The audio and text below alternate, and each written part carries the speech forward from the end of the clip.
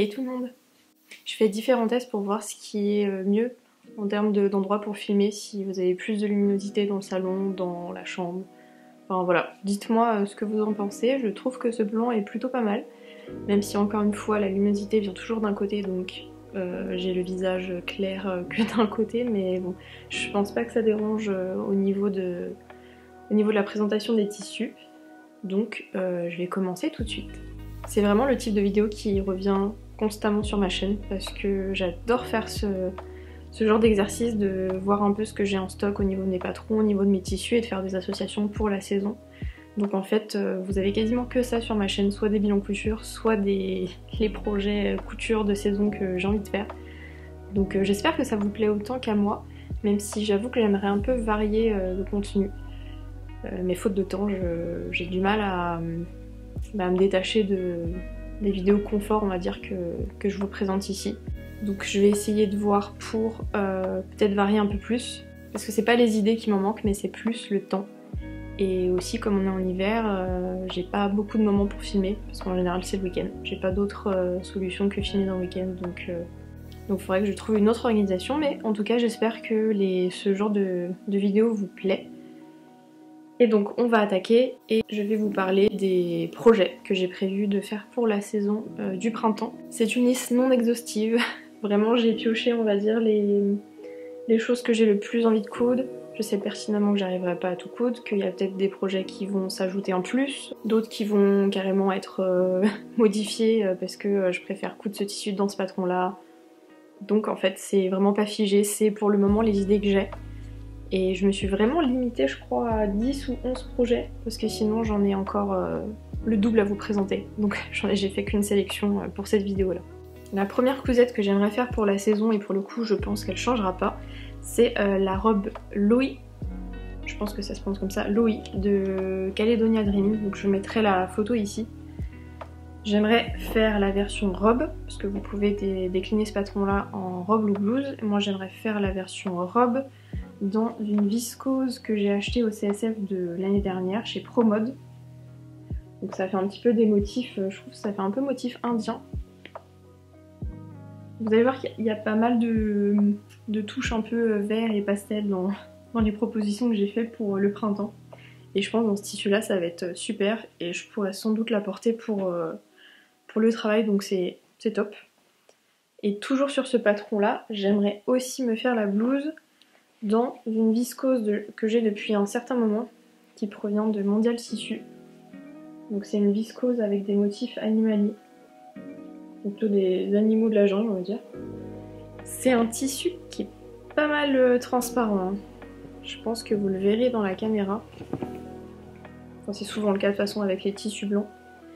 Mais je pense que sur un soutien-gorge chair ou blanc, ça peut passer. Sinon je mettrai un petit top, mais je pense pas que je doublerai la blouse. Deuxième projet, plutôt troisième projet, pour le coup pareil, je pense pas que ça va changer parce que j'ai acheté le tissu pour faire ce patron là. C'est vraiment l'idée que j'avais lorsque j'ai vu ce tissu là. Donc je vous parle d'abord du patron, c'est la robe Angela que j'ai déjà réalisée dans un coton, que je vous ai pas présenté sur la chaîne parce que c'est la vidéo de mes robes d'été que j'ai pas encore publié, que je mettrai peut-être au mois de mars, au mois d'avril, je vais voir. Mais donc voilà, j'aimerais refaire une version de la robe Angela. Toujours la version longue avec une fente que j'ai réduite d'au moins 10 cm parce que je la trouvais vraiment très haute. Et pour les manches, je pense pas refaire les manches à élastique. Donc soit je fais des manches papillons, ou soit je laisserai vraiment les manches comme ça sans mettre d'élastique, ça fera un peu un effet volant aussi. Et j'aimerais la faire, alors je crois que c'est un coton, faudrait que je vérifie, mais c'est un tissu que j'avais acheté chez Pretty Mercerie, je vais le mettre dans le bon sens, qui est un peu avec des motifs fleurs, qui de loin peuvent penser à un motif toile de Jouy, donc c'est ça qui m'a un peu attirée. Et le fond est pas blanc ni beige, il est vraiment jaune. Dans un jaune assez... très clair. C'est pas un jaune d'œuf, c'est vraiment un jaune Je sais pas trop comment décrire ce jaune. Un jaune vert. Et vraiment, en voyant ce tissu-là, je l'ai tout de suite imaginé en Angela. Dans le tissu, dans le patron Angela, pardon, l'atelier vernis. Et il est un petit peu... il est un tout petit peu stretch. D'ailleurs, je pense que c'est peut-être un coton stretch, je sais plus. Mais vraiment très légèrement. Je pense... Si, il faudra que je refasse en fait peut-être la taille... J'avais fait une taille 42 en haut et 40 en bas, ou l'inverse. Je reprendrai de toute façon, je vous l'ai présenté sur Instagram si ça vous intéresse, où je vous détaille à chaque fois les modifications que je fais, la taille que j'ai choisie, le tissu. Donc je regarderai ce que j'ai indiqué, mais peut-être du coup je sous-taillerai, même si en soi l'élasticité va pas amener grand chose. Hein. Je verrai, mais en tout cas il faudra que je refasse les modifications que j'ai faites, et notamment que je réduise au niveau des hanches, et au niveau du dos où ça baillait pas mal, donc j'ai dû retirer 2-3 cm de chaque côté, pour vraiment que la fermeture éclair invisible vienne vraiment galber mon dos et mes hanches. Mais là, pour ces deux projets-là, je sais que ça va être les premiers que je vais attaquer fin février, début mars. Et j'ai trop hâte. Toujours sur les robes, j'aimerais beaucoup me faire la robe Sadaka, que vous retrouvez sur le site de Atelier 8 avril. Et c'est un patron qui a été fait en duo avec Charlène Hens. Et vraiment, quand j'ai vu ce patron-là, je l'ai trouvé sublime. Il me rappelle un peu la robe de Belen, la robe Miramas. Mais je me le suis procurée parce que voilà, j'en ai entendu que du bien et toutes les versions que j'ai pu voir me plaisaient énormément. Et j'ai le tissu parfait. C'est une viscose à fleurs que j'avais pris chez Dries & Stephen et qu'on a pas mal vu sur YouTube. Et je pense que ça ira parfaitement avec ce patron. J'en ai pris 4 mètres, donc je pense que ça sera suffisant parce que je sais que c'est un patron qui demande beaucoup de tissu. Je crois qu'il faut au moins 4 mètres pour la robe d'ailleurs. Pour la version longue que je vais faire d'ailleurs. Donc j'espère que ça va le faire. Et si je valide cette version, j'aimerais m'en faire une deuxième, cette fois dans cette broderie anglaise que j'avais pris chez les Coupons de Saint-Pierre, qui est un peu en vert turquoise, vert canard, qui est superbe. Et je me dis que ça pourrait fonctionner. Alors ça peut peut-être être un peu compliqué à porter au quotidien. Donc je vais voir si ça passe, je me ferai la version courte dans ce tissu-là. Sinon je la ferai en version blouse. Où là pour le coup j'arriverai plus facilement à la porter. Mais j'ai plus en tête de faire une robe aussi dans ce tissu-là. Avant-dernière robe que j'aimerais faire pour le printemps, c'est la robe chemise Moyade de Maison Poulette. Donc j'ai le patron en version papier. Donc ça serait la version robe. Le patron est disponible du 34 au 48, je vous le dis comme je l'ai devant moi.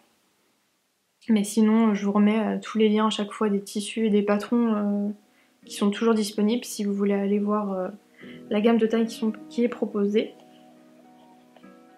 Pour ce patron là j'ai pris la box couture en fait, parce que vous avez un tissu que j'ai pas avec moi d'ailleurs, qui est au sale, que je dois laver, qui est une viscose un peu sur les teintes bordeaux très clair, enfin elle est super. Et je pense que pareil, je me la ferai pendant le printemps.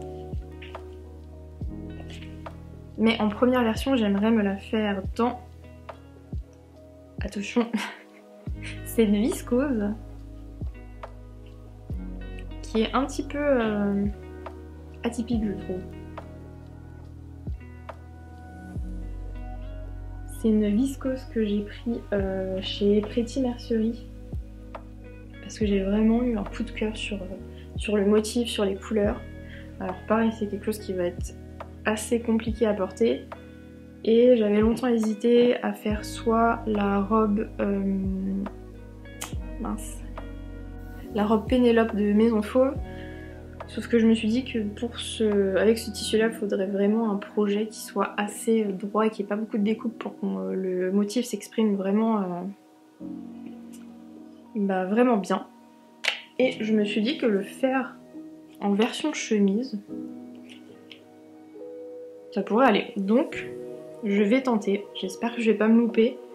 Mais j'hésite encore en fait à commencer soit avec le tissu de Maison Poulette, qui va faire office de, on va dire, de toile, ou alors dans celui-là, mais qui n'est plus disponible, donc si je me loupe, bah c'est mort. Donc je sais pas trop.